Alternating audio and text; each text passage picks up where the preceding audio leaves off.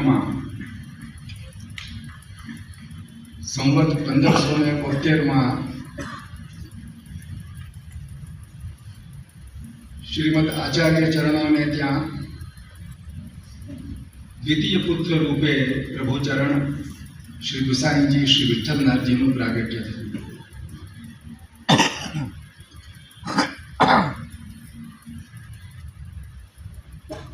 આપણા સંપ્રદાયના સાહિત્યની અંદર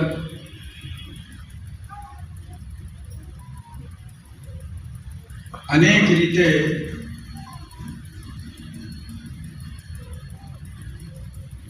પ્રભુચરણ શ્રી ગુસાઈજીના પણ પ્રાગટ્યના સુંદર પ્રયોજનો સમજાવવામાં આવ્યા છે.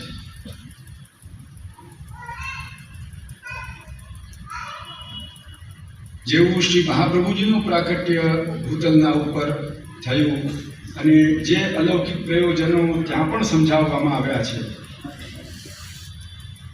તે જ રીતે આ કલિકાલની અંદર રહેલા આ કાલ પ્રવાહની અંદર તણાઈ રહેલા જે જીવો, જે અજ્ઞાનને લઈને અત્યંત વિમૂઢ બનેલા છે, એવા અત્યંત અજ્ઞાનીઓના ઉપર પણ જો કૃપા કરવાનું કોઈનું સામર્થ્ય હોય, એવા સ્વયં પોતે શ્રી વિઠ્ઠલ તરીકે ઠાકોરજીનું પ્રાગટ્ય શ્રી મહાપ્રભુજીને ત્યાં થયું છે.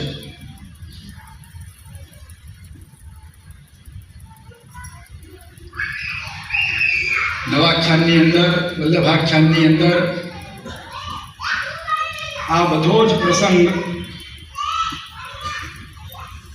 ખૂબ સુંદર રીતે ગોપાલદાસજીએ વર્ણવ્યો છે.